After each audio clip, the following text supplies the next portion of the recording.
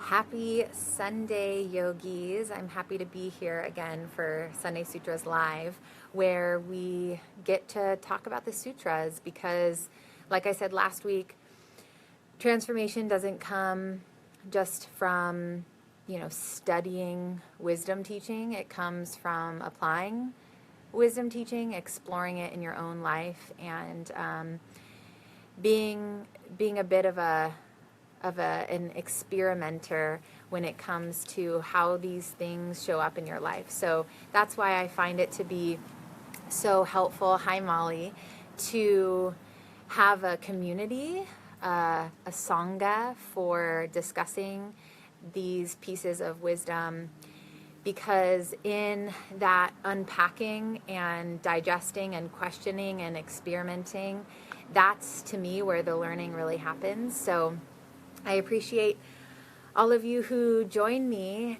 whether you join live or you watch this on replay. Hi, Bree. It's a really great opportunity for us to connect, to use the internet as a tool for connection and for spreading light and love and positivity throughout the world. So I'm excited about that.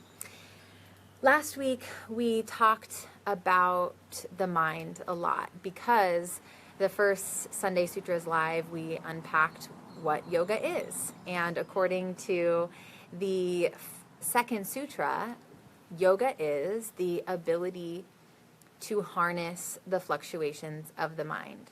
So in that line, we discussed the mind and what the nature of the mind is. Our Sutra 1.6 tells us that our mind has different fluctuations, right? So those fluctuations or those qualities of the mind, vritti, we have multiple different states of mind. And one of them is clear perception.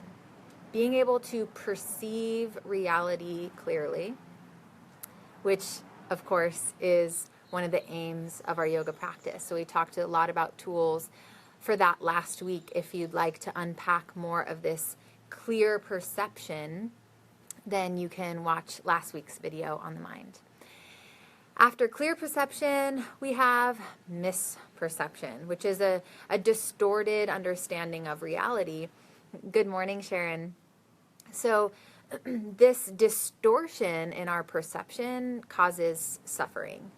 So when we find ourselves suffering, we can take a step back from our situation and give ourselves a moment to reevaluate how we're seeing the situation, how our thoughts about the situation are impacting our experience of the situation. And how empowering is that when we are unable to control our circumstances, yet we are able to control our response, or we're not able to control what happens in our biochemistry, but we're able to make a choice to improve our experience of those uncontrollable circumstances by what we choose to focus on. So again, if you want more information on clear perception and misperception, then you can watch last week's video. After misperception, the sutras detail imagination as another quality of our mind, another vritti, another way that our mind fluctuates is to create things with our mind. So that can be imagination. It can even be like hallucination or fantasy, right? So this tool of our mind, or this ability that our mind has to create things, can be a really uplifting and powerful tool. It can also, when used unconsciously or inappropriately, it can cause suffering as well.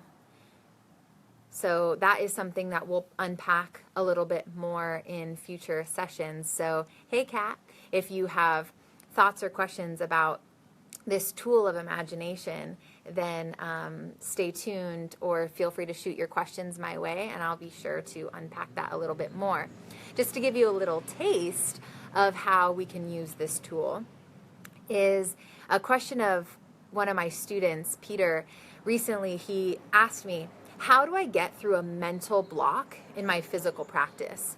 So if there's a goal that you have, for instance, to execute a certain posture, maybe it's handstand, or in his case, it was, how can I improve my vertical leap, right? So he feels like he has this threshold that he's unable to pass through in his vertical jump. So my first question for him, or for any of you that feel like you're up against this mental block in expanding your physical practice in some way, my first question is, why is it so important to you to reach that new level?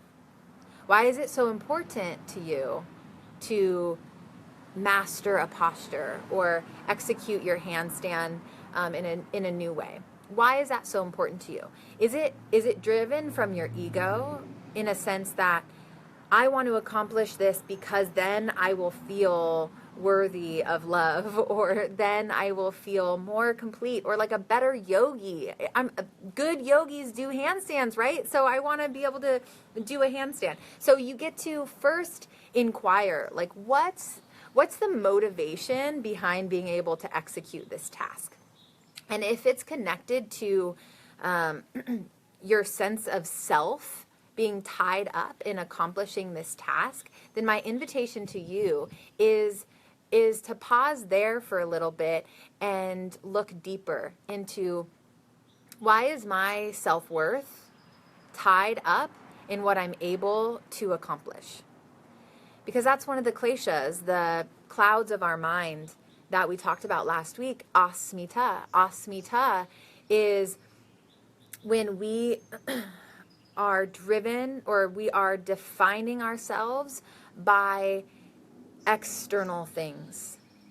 Because we've dissected in Sankhya philosophy the difference between Purusha, your highest self, your spirit, your true self, your soul, whatever English word you want to use to describe this unchanging part of you.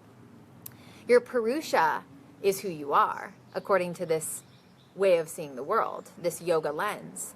And Prakriti is matter and form. So your body, your ability to execute a handstand, your relationship status, all of these things are Prakriti. They are changing things. When we invest our identity, when we invest our sense of self and value in something that is beyond Purusha, something that's changing, something that's Prakriti, like being able to jump a certain height, then our sense of self is vulnerable. Because what we know about Prakriti is it's always changing. Everything of this physical world is always changing. And when our value is interconnected with something that's going to change, then that means our sense of self, our feeling of worthiness also fluctuates. How scary is that? Because then whether or not I get that job, or whether or not so-and-so says or thinks or feels a certain way about me, then I either feel great or I don't. So when we're connected to our self, our sense of self, hey Jonica, hey April, then our value, our worthiness is constant, regardless of what's happening around in the outside world, regardless of if I get an injury and for a temporary amount of time I'm not able to practice physical asana, my sense of self is still intact, because that's Prakriti. My Purusha, my true self, is unchanging. And so I'm not at risk of losing my sense of self when I'm not able to accomplish something. And all of a sudden, I become more free. I become more able to explore new things without the fear of how it's going to affect my value. So that would be my first question, if you feel like you have a roadblock. My second question, or my second piece of wisdom in terms of how do you move past a physical threshold, a physical new heights in your practice, How can you push through a mental block? Well, you use this tool of imagination. So, hey Jess, this tool of imagination is your friend, because when you want to execute a task, you get to use this tool to imagine beforehand. Imagine yourself successfully executing that task. So is it clearing 50 inches of a vertical jump? Okay. So imagine in as much detail as you possibly can, what would it feel like to make that leap and to land it? What kind of thoughts would you have? What kind of expression might you have on your face? How would it feel in your body? What might you say or do in victory after you accomplish that task? Or maybe it's your handstand. How would it feel? Imagine it. Imagine it in rich detail. And this is another tool we'll talk in more depth about in later weeks, but this is a tool called Bhavana, where you're imagining your ideal future. So you're using this ability for your mind to create something. You're creating that experience in your mind, and so then you can create it in a physical way. You can execute it. What happens, unfortunately, often when we're unconscious, when we're not using these tools of our mind intentionally, right? Because that's what yoga is. Yoga is the ability to harness these fluctuations, these vrittis. So we are able to focus our mind and use imagination on purpose. We can use our memory on purpose. So we use our mind with intention. Unfortunately, when we're not in a state of yoga, sometimes our mind can start to create things that we don't want. Asat bhavana is imagining what you don't want to happen. So let's say you're working on handstand. And every time you go to kick up into your handstand, you think about falling, and so you keep falling, right? Or if you are working on another posture, or for instance, my student who asked me this question about his vertical jump, if you have a mental threshold, likely you're imagining what you don't want to happen, which is not making the jump, right? Falling, hurting yourself, etc. Whatever it is that you don't want to happen, Asat Bhavana is thinking about and picturing and imagining that thing, that fearful thing. And when we Asat Bhavanize, when we think about what we don't want to happen, a lot of times we actually bring that into fruition, because our mind's a powerful thing, and our mind can create things. It can create experiences. And when we're going into a situation, we're approaching a task, we're approaching a job interview, and we're freaked out that we don't think we're good enough, and they're going to see right through us, and they're going to know we're not good enough, and they're not going to hire us. Guess what's going to happen, right? You're going to present yourself in a way that's aligned with that. And so we get to use this tool of imagination. Now, does this mean that we can just create any experience we want? Like, what if I just imagine that I jump off a building and I can fly? So I'm just gonna I'm gonna feel it, I'm gonna envision it with so much detail that I'm gonna go off and jump off of a building and I'm gonna fly. No, that's not clear perception. So yoga gives us tools that we discussed last week of identifying what's clear perception and what's misperception. So that's why you get to evaluate the first question that I ask when you're approaching this new task. Why do you want to do this? Right? Is that supportive of the highest good for you? Is that ego driven? What is in it for you with this thing that you want to accomplish? And when you investigate that, part of establishing clear perception is the 3 tools of discernment is lived experience, direct, inference, and then feedback or information from a reliable source. So if you use those 3 things, can I jump off a building? Well, have I ever jumped off a building and flown before? No.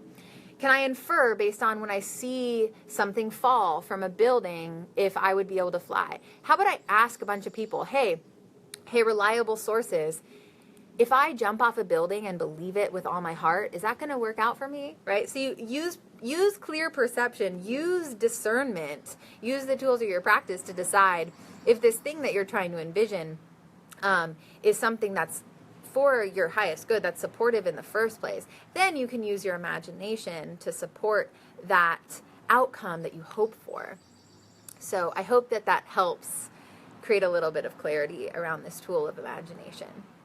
If you have questions, please let me know. So after imagination, another state of our mind or condition of the mind is sleep, and another is memory.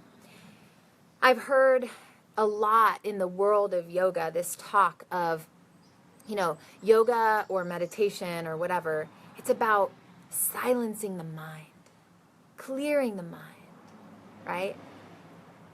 Me personally, and take it or leave it depending on your own experience, but what does it serve me to completely clear my mind? What does it really serve me in a living world, as a mother, as a wife, as a yogi, as an employee, as a friend, as a sister? How much does it truly serve me to still or cease all the fluctuations of my mind? In my experience, that doesn't serve me that much. What serves me even more is the ability to use these tools on purpose. I also hear yoga's all about living in the present, right? It's only just this present moment is all there is, and we just live in the present moment. Well, what about our ability to remember past experiences that support us in the moment? Oh yeah, remember that time that I touched the hot stove and it burned my finger? Yeah, I'm not going to do that again today. Remember that time that I praised my friend and it made her smile? I'm going to do that again today. Our mind, the tools of our mind serve us. So why would I only want to pursue this one goal of total clarity and stillness in my mind, or only being present in this exact moment? What about using my imagination to envision the future that helps propel me towards my goal and inspire me to make a choice today that's going to benefit me in the future? If I only lived in this present moment, then what about planning and preparation? And so in my experience of living these tools and being a yogi, my ability to purposefully choose, I'm going to imagine the future of my dreams. I'm going to remember that thing that was helpful to me, right? To use my attention in different places on purpose, that's what supports me as a yogi. And that Nirodha, yoga, chitta, vritti, Nirodha, yoga is the ability to harness the fluctuations of the mind. So you're the master of your mind rather than your mind being the dictator of your experience. So I hope that clarifies a little bit about the purpose of yoga, or why we're doing this in the first place. All right. So now that we understand that this is the goal, okay? So the goal is I want to be the master of my mind. So that I'm in the driver's seat, I'm controlling where my attention goes, because what I know about my attention is whatever I focus on expands. So now, how do I become the master of my mind? Well, Sutra 1.12 tells us that mastery of the mind comes from practice paired with detachment. Practice, abhyasa, paired with detachment, vairagya. Practice and detachment will help you master these fluctuations of your mind. So our practice, abhyasa, is a ritual. It is a duplicated behavior that starts to create change. Right now, I want you to think about the habits that you have in your life. The Sanskrit word for this is samskara. So we all have samskaras. And a samskara is a habit, and it's become a habit because it's something that you do often, and you do it with ease. It's a skill, essentially. An easy example of this is you woke up this morning, and odds are you brushed your teeth I hope so. So you woke up this morning and you brushed your teeth because you have a samskara, you have a habit, a skill of brushing your teeth in the morning. And that was developed because you probably watched your parents or whoever raised you, they brushed their teeth in the morning and they taught you to brush your teeth in the morning. And so you tried that on and it worked for you. And then you passed it on to, those around you if you have kids, for instance.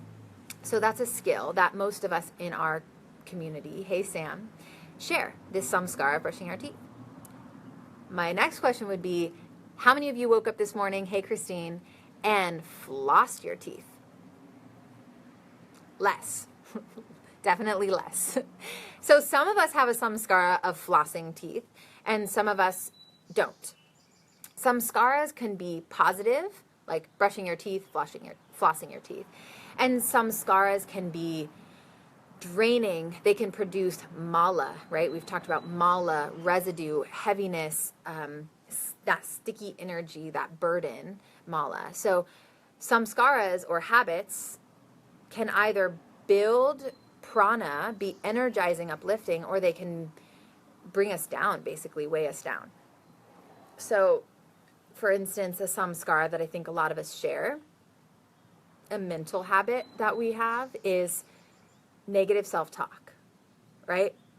We're so good at it. We're so good at self-criticism and pointing out our flaws and comparing ourselves to others. We have these habits. We've developed the skill of seeing the worst in ourselves. I know I'm not alone in that. So please confirm that with me. So this samskara creates mala. And when we identify whether our habits, our samskaras, are uplifting or depleting, then we get to decide it's time to make a change in our ritual through abhyasa and vairagya, practice and detachment. So if you have a habit in your life right now, think your habits of eating, sleeping, your habits of thought, exercise, your habits of your daily routine. If you have any habit in your life that could use an upgrade, I want you to type yes in the comments. So just confirm to me that you can relate to having a habit or more than one habit, at least one habit in your life, in whatever realm, work, personal life, relationships, it shows up. Just type yes in the comments. Yes, I have a habit that could use some uplifting. And then we're going to dissect what this looks like. So we learn from Sutra 114, what kind of a practice, what kind of abhyasa, nice April, I'm glad that you recognize that. What kind of a practice, what kind of abhyasa is effective? Like, how do we know a practice is going to work? So it details the qualities of a successful abhyasa, of a successful practice. And this is essentially replacement therapy, right? We're going to take a practice or a habit that's not working for us. Awesome, Sharon. I'm glad you're on board. A practice that's not working for us, and we're going to replace it with a new practice. Okay, so how do we know if this is a good practice? Or how do we ensure that this practice works for us? This practice needs to be done over a long period of time, without interruption, with conviction and a positive attitude, with eagerness and enthusiasm. It needs to fit into your life and have a strong foundation. So if you practice this abhyasa for a long time without interruption, with conviction, with enthusiasm, it fits into your life and has a strong foundation, then this will be a successful abhyasa, a successful practice. In identifying if it's a fit into your life, sometimes that's trial and error. Give it a try and, okay, it worked, it didn't work, and reevaluate. A helpful way to establish this practice is to have a teacher. Not only can your teacher who knows you and loves you, who's looking from an outside perspective into your situation, not only can they help identify, is this a practice that fits into your life? It's a harmonious practice. Then in addition to that, they can also infuse you with conviction and enthusiasm. So that's the role of our teacher when it comes to this abhyasa, is the teacher infuses the student with conviction and with enthusiasm, and establishes with them, prescribes them a practice that is harmonious, that is aligned with their lifestyle. So, for instance, if you have several children, having a practice that takes 2 hours every single day without interruption, I doubt that that would be very harmonious in your lifestyle, right? So, hey, Peter. So this practice is intended to be harmonious so that it can be practiced for a long time without interruption. And that builds enthusiasm. That builds conviction, a belief that this is going to positively impact you.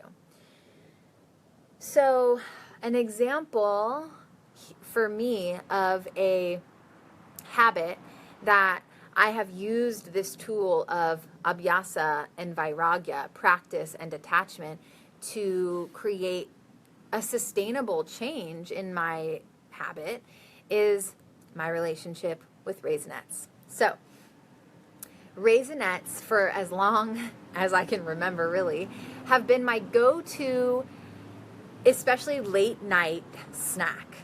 And this relationship was based on reward and pleasure. Life is hard, man. So at the end of the day, I wanted to reward myself with Raisinets. And I'm talking Costco jug in my bed, stuffing face without an end. So I promise my friends and Dan and Thea can all attest to this, that this relationship was a samskara. I had a skill for downing Raisinets. Like, you need someone to consume Raisinets quickly, I'm your girl. And P.S., if you put like about 20 Raisinets in a bowl and then microwave them for like 10 seconds, amazing. So if you want to get really fancy, you can microwave your Raisinets for 10 seconds. Let me know how that goes. So the reason why I wanted to address this samskara, eating Raisinets isn't inherently bad or wrong. However, I noticed that when I would consume Raisinets in this way, oftentimes I'd feel kind of sick afterward. I would have trouble sleeping. I noticed that my skin wasn't in great shape. My digestion wasn't in great shape. And I was replacing, instead of eating dinner, sometimes I'd eat Raisinets, like in place of dinner. So I recognized this practice of eating Raisinets is not building prana, and it's certainly increasing mala in my physical body, in my mind even. I felt like mental fatigue and stuff. So I realized, okay, this practice needs to change. So the first suggestion that I had, actually from a fellow student who I had talked about this habit with, she said, I know, you should, instead of Raisinets, you should freeze grapes. And then at night, instead of eating Raisinets, eat some frozen grapes. I just laughed. I just totally laughed on the inside, not on the outside. But that is not meeting the same need as my Raisinets. So that to me doesn't feel like a reward. Frozen grapes isn't a reward. Yes, it's like the tactile, like oral fixation, but that's not what eating my Raisinets was about. It wasn't about hunger. It wasn't about oral fixation. It was about pleasure and reward. So if frozen grapes don't give me pleasure and reward, that's not a harmonious practice. That's not a sustainable practice, because it's not meeting the need of the practice I'm trying to replace. So when we replace a practice, a habit, with a new practice, so we're trying to replace a samskara that's creating mala or residue. Hey, Anna. If we're trying to replace it with a new behavior, the new behavior needs to look as much like the bad habit as possible, moving you in the right direction. So let me clarify what that looked like for me. So for me, knowing that this was about pleasure and reward, and the taste of Raisinets gave me that reward and that experience of pleasure. Number one, I identified, okay, this is building mala and I want to replace this practice. And I remembered that my sutras teacher, Robert, talked about vinyasa krama, one step at a time. When we're working towards a new way of being, one step at a time will get us there. If we try to go from way down the bottom of the mountain and we try to like take a helicopter to the top and we just like, boom, I'm just going to cold turkey it, sometimes that's not sustainable. And I wanted a sustainable change in how I consumed Raisinets voraciously. So I started with, I will not bring my tub of Raisinets into bed with me. I will count out the serving size of Raisinets into a bowl, and that's what I'll bring to bed with me. So I started from an unending amount of Raisinets, essentially, to a contained amount of Raisinets. And so I did that. And then that felt comfortable. That felt like, okay, I'm getting my reward. I'm feeling this gift of pleasure at the end of my day. And then after probably like a week or two of that, I decided to break up how often I was doing that. So instead of every single day, how about 5 times a week? And then every other day. And so I lowered the frequency. So first I lowered the quantity, then the frequency. And then when my tub of Raisinets from Costco ran out, I decided not to buy another tub of Costco Raisinets. So by this point, it had been some time, and I had witnessed a transition in my feelings and thoughts about this behavior. So the first thing that happened for me, and the first thing that happens when you're doing this replacement therapy, is that you find the first stage of transformation in a practice is you find that it's less that the object of your desire is a struggle, right? So that initially it might feel like friction. It might feel a little bit uncomfortable. And then you transition. So like for instance, when I first went from the tub down to eating only the serving size, at the end it felt like, bummer, this is over and I kind of want more of that, but okay, I'm committed because I have conviction and enthusiasm, and this is a sustainable practice, right? So that conviction and enthusiasm kept me going through that initial discomfort. Then I transitioned into this second stage where I only really wanted Raisinets when they were around, right? So I wasn't thinking about hey Sanal, I wasn't thinking about Raisinets all day long until I got them at the end of the day. I was only thinking about Raisinets when I opened my cupboard and I saw them right in front of me. Or walking through Costco and they had the Raisinets as a sample. Who does that? Like, what are the odds that when I'm trying to stop eating Raisinets, they're literally sampling them at Costco? Like, that was pretty comical. So initially it's a struggle, no matter what. Then it's only a struggle when I'm presented with the thing that I'm trying to detach from, right? I'm trying to detach from Raisinets. The third stage, the final stage, is that you are free. You're free of the attachment. You're free of the clinging, the craving, the lusting. Even if it's presented to you, it's like, all right, I'm okay. So that would be like if someone gave me a box of Raisinets, which has totally happened since I've chosen to give this up, and I re-gift it to someone else and say, what a sweet gift. Hey, Travis, Cool, come back later. So instead of consuming them myself, even though they were presented right in front of me, I know that I used to have a relationship with Raisinets that really filled me up with pleasure, but now I see clearly the veil has been lifted. Raisinets don't actually make me happy. It was misperception and raga that was telling me that Raisinets made me happy, but they truly weren't, because I wasn't feeling uplifted after I would consume Raisinets. So now that I have that clear perception, Raisinets don't offer the same sort of pleasure and reward that they used to. So then I was in a place where I didn't have my ritual, my routine of eating Raisinets at the end of my day to reward myself. So I decided that I needed to add something. Once the Costco jug of Raisinets was gone, what else? What was going to be in that place of the time that I would reward myself? Okay, what brings me pleasure and feels rewarding?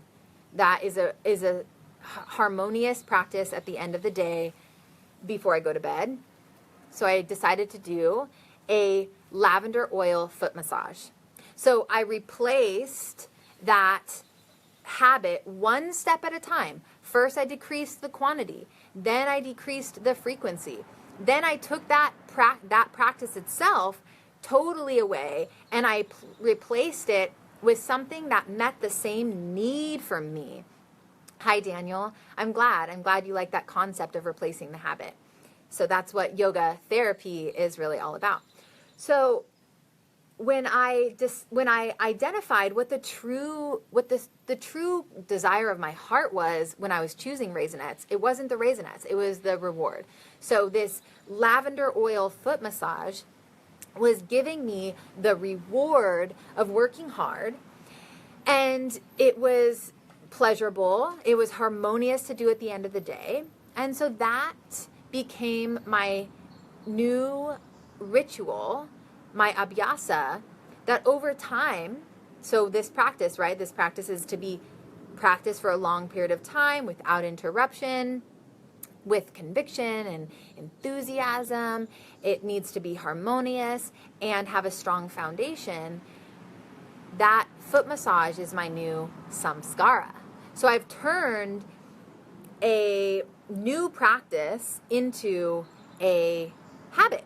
So now it's a skill of mine. I'm skilled at giving myself a reward at the end of the day that is prana building, and a sustainable practice for me to do. So it fits into my lifestyle, and I can make it as long or as short as I want to, and it meets my needs. So that took a lot of discernment to get me to that point where I identified why am I even eating Raisinets? Like, what is this about? I had honestly learned, and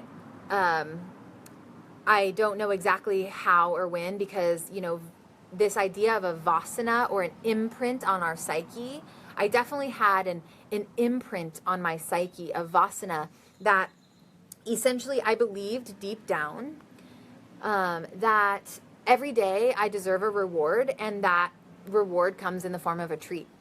I grew up in a house where my mom really loves chocolate too, and oftentimes, at the end of the day, she would say, "Do you want a treat?" And we would have a treat of choice. And so that programmed me in this belief system that, like, when I work hard every day, I deserve a treat. And so that vasana, that imprint on my psyche, was held there for a long time. And it took a lot of work and discernment of unpacking, what am I getting out of eating Raisinets at the end of my day? How is it truly affecting me? Like, I had to be honest with myself, because I could have just consumed Raisinets for the rest of my life, and it's not directly affecting my health right now. Like, I'm not struggling with obesity or something that would indicate that I need to stop eating Raisinets. But I was willing to be honest with myself. And yoga, in my opinion, is not for the cowardly. Yoga requires courage.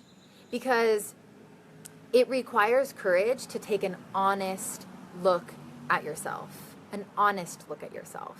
And yoga has impacted me in such positive ways. Hey, Michael. Hey, Lauren. that I'm willing, based on my past experiences of success, based on my teacher infusing me with enthusiasm and helping support me and uplift me and moving towards my goal, that propels my courage further. So I keep having these uplifting experiences. So when I feel intimidated or I feel scared of approaching a new aspect of my lifestyle that I'd like to uplift, this momentum that I've built gives me the courage to keep going. So definitely requires courage to take an honest look at our habits. And that's why the teacher is so influential in this experience, because it'd be really easy for me to give up. You know, it would be easy to start a habit, to do it for a short amount of time, and then let it fall off. Like, hello, New Year's resolution. Isn't that everybody's pattern for New Year's resolution? Is we resolve to make this change, and we're so full of conviction and enthusiasm at first, and then life happens, right? Because maybe the resolution we chose wasn't harmonious. Maybe we didn't really have conviction about it that had a strong foundation. We have to want to create this change. That's the eagerness is a requirement. Hey, Tracy. The eagerness is a requirement for this abhyasa to work. I remember months before I actually changed my relationship with Raisinets, I was in a training and I was learning a really awesome technique for helping with craving. And I'd love to share that technique more with you at future times. But for now, this technique is really impactful in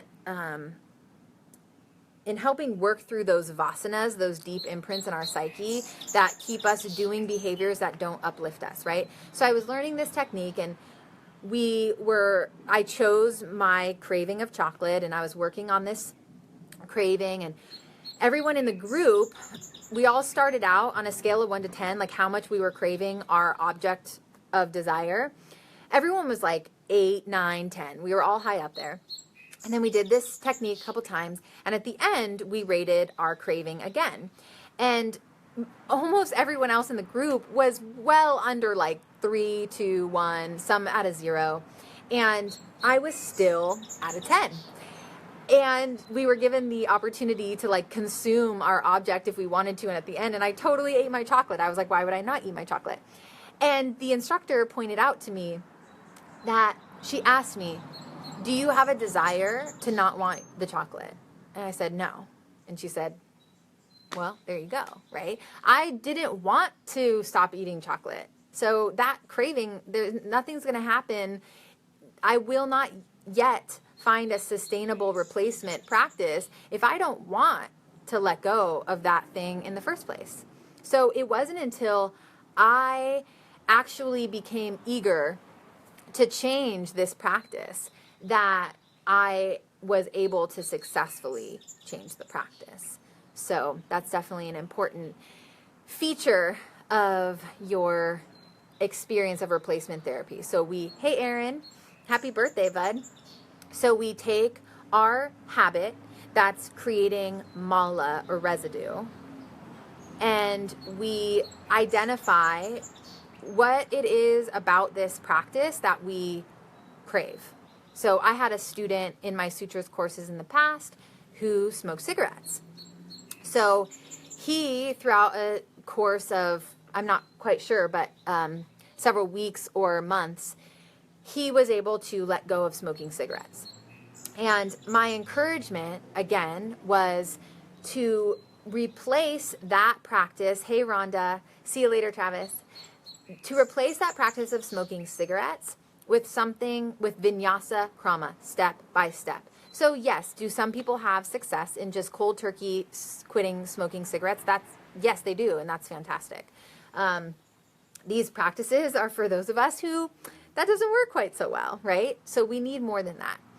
And it requires that courage to take an honest look at what it is that this practice, this habit is bringing to you.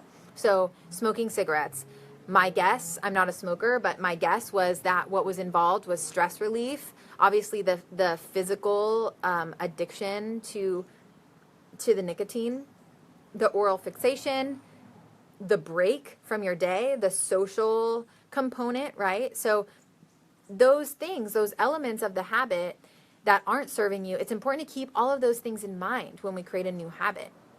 Our new practice needs to look similar to the practice we're trying to break so that we can take a step-by-step process, a step-by-step journey to getting where we want to be. So if you told a smoker, hey man, just like quit smoking and eat some carrot sticks instead, good luck with that, right? Like we need to make it step by step. So that's just an example, a couple of examples of how we use this practice of identifying a samskara, a habit, a skill that is not serving us, investigating what it is, what need it's meeting. Hey, Gabby, what need it's meeting for us, why we're choosing it, what we think it's giving us, and then making replacements of that habit step by step so that then we can let it go. There's a reason the replacement comes first, right? The goal is to detach from the bad habit. However, without a new habit to fill its place, we'll either unconsciously choose something to fill its place, like you want to give up drug addiction, so then you replace it with gambling addiction, right? Like our nature is to replace habits. So the idea, the intelligence in replacing habits in this way is that we choose a habit that is sustainable, that is uplifting, that builds prana. We plug that in first. And then we watch how we naturally are able to let go. Honestly, this sounds ridiculous, but never in a million years did I think that I would be comfortable and happy not eating Raisinets. I know that sounds 100% ridiculous. Like, how can someone be that addicted to Raisinets? But I knew that if I could give up Raisinets, that I could do anything. That sounds like so dramatic, but I sincerely felt that way. I felt like if I can let go of this comfort, it made me feel anxious to think about not having Raisinets at the end of the day. Like, what am I going to do with myself? Like, how is life going to be rewarding and fulfilling without Raisinets? And I sincerely felt that way. Like, I really can't let go of Raisinets. I felt like it was impossible. That's what yoga is, though. Yoga is making something that was impossible yesterday possible today. And we do it step by step, right? So I genuinely believed it was impossible to let go of Raisinets, and I did it. And after that, I thought it was impossible to give up sugar. I eat sugar in so many forms in my diet, or I ate sugar in so many forms in my diet before I gave up Raisinets. And then when I gave up Raisinets, I thought, you know what? If I can give up Raisinets, I think I can give up sugar. So then I gave up sugar. I gave up sugar for 2 months. 2 months. Even fruit. So I say that to encourage you that if there is a habit, and those of you that answered yes confirmed that, there's a habit in your life that you'd like to upgrade, you can upgrade it. It takes your willingness. It takes a step-by-step process, replacement therapy, conviction, doing it for a long time, right? Having a strong foundation, all those qualities of an abhyasa, practice that's going to work. And what will really help you out is a teacher. I recruited the enthusiasm of my teacher, Katie, when I was giving up sugar. And what was so cool is she had initiated her quitting sugar right before me. So she was my acharya. An acharya is someone who has walked the path before. So if you're looking to give up cigarettes, find someone who's successfully given up cigarettes and let them be your acharya. Let them help let them help you guide you down this path of letting go of smoking. If sugar is something you're working on, if you want to drink more water, find someone who drinks a lot of water and connect with them and let them be your acharya. Whatever the practice is, find a teacher, either connect with your existing teacher or find an acharya, someone who's done it, and let them fill you with any extra conviction and positivity and enthusiasm that can help fuel your practice, because it needs to be sustained for a long time. And hey, Sherry, and done without interruption so that it can become a samskara. So something to keep in mind, not to be Debbie Downer, but samskaras, they go to sleep. Samskaras go to sleep. They don't go away. So what that means is, do I eat sugar today? Yesterday I had a cookie at our teacher training graduation and it was fantastic. So that old samskara that I had relinquished, it still lives inside of me. It's just like a sleeping monster. So I have enough awareness about how deeply ingrained this practice of eating sugar compulsively has been for me. I have enough awareness to understand, okay, that's sugar. I'm going to make a decision right now to eat that half a cookie, and I'm going to enjoy it.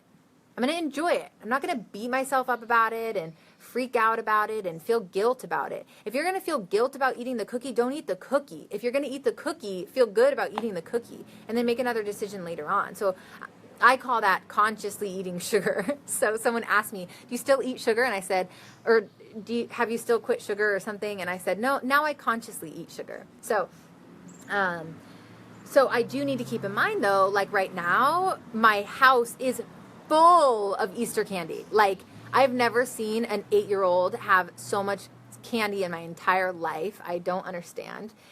And it's been on my mind. Like, I can feel my samskara, like, waking up. It's like, Kelsey, it's bedtime. You're watching Game of Thrones. And go downstairs, get a Kit Kat, get an Almond Joy. She's got 3 Musketeers. I mean, she's got all these, like, my favorite candies. No Raisinets, but my favorite other candies. And so I've gotten to make decisions. Like, some nights I've chosen no candy because I knew what it was I was craving was something else, like a reward. And so I took a bath instead, or I read a book instead, or I journaled instead. So now I feel like I have more mastery over this choice, this practice, and it's not compulsive. I'm free of the compulsivity. The impulse has control on it. Now I still get the impulse. I'm still like, dude, there's so much chocolate downstairs. But then I remember chocolate doesn't actually make me feel very good. So what kind of reward is it if it actually doesn't make me feel good? I want a reward that's going to feel good. What would feel good? Taking a bath right now. So food for thought. Try it on. Let me know how it's going. And hey, Jeanette. And give yourself permission to take an honest look at yourself. And in doing that, pat yourself on the back for being courageous. Recruit the enthusiasm and the conviction of a teacher or an acharya, someone who's done what you're trying to do. And allow yourself to do it step by step. So that's all for today, yogis. I do want to let you know that I've made the decision to host my sutras workshop in person on Saturday, June 17th. So it'll be a 1-day workshop, Saturday, June 17th, hosted at my home in Tustin. And I'm going to cap the group at 12 people. So if you want more information about this in-person workshop on the Yoga Sutras, it's open to teachers and students. Everything you need to know about Sankhya philosophy, about the Yoga Sutras, for teaching yoga and being a yogi yourself. Saturday, June 17th, 1-day workshop. And if you register before the end of May, then there'll be an early bird discount. So send me an email, kelseydelaine@gmail.com. KELSEYDELANE did I say Gmail? That is not even my email. At iCloud.com. I do not have Gmail. I have iCloud. So KelseyDelaine@iCloud.com. Send an email my way. Also, if you would like to be a part of my weekly newsletter where I'll be updating you on articles that I'm writing about these topics and Facebook Live opportunities and in-person workshops and all kinds of goodness, then either message me on Facebook or send an email to kelseydelaine@icloud.com, and I'll get you on my list so that you can be updated and get a consistent stream of this goodness straight to you. I love you all sincerely. Thank you so much for your presence, for your questions. Please continue to send them my way because it lets me know what it is that you're looking for more of so that we can talk about things that are relevant to you as they come up. So have a wonderful rest of your Sunday. Much love, and see you next week. Bye.